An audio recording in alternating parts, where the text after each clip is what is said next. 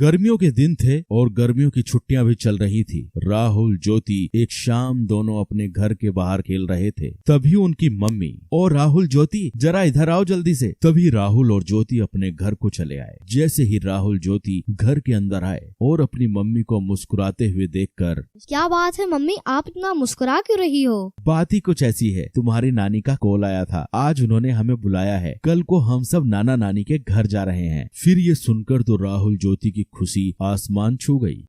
चलो पैकिंग शुरू कर देते हैं, नाना नानी के गांव चलते हैं और एंजॉय करते हैं।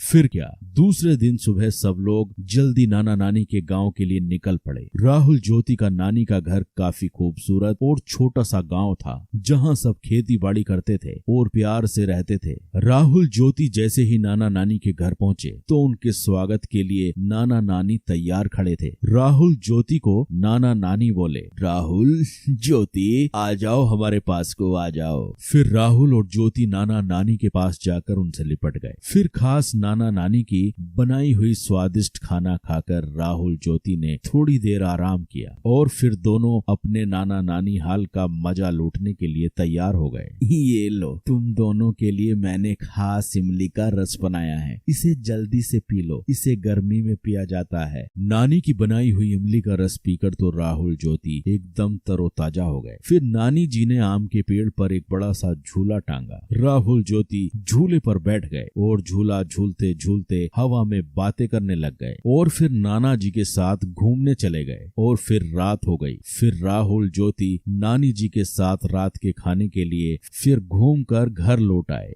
नानी जी, मैं आपके हाथों से खाऊंगा। नानी मुझे भी खिलाओ ना। ये सुनकर नानी जी हंसने लगी। ठीक है, मैं तुम दोनों को अपने हाथों से खिलाती हूँ। फिर क्या, राहुल ज्योति ने नानी के हाथ से पेट भरकर खाना खाया और खाना खाने के बाद सब लोग सोने की तैयारी करने लगे। और फिर राहुल ज्योति को गर्मी महसूस होने लगी। नानी जी, घर के अंदर कितनी गर्मी महसूस हो रही है, पंखा भी गर्म हवा फेंक रहा है, आपके घर में एसी भी नहीं है। हमें तो एसी की आदत है, अब तो हमें रात भर नींद नहीं आएगी। यह सुनकर नाना नानी के साथ सब लोग हंसने लगे। यह देखकर राहुल और ज्योति ज्यादा कंफ्यूज हो गए।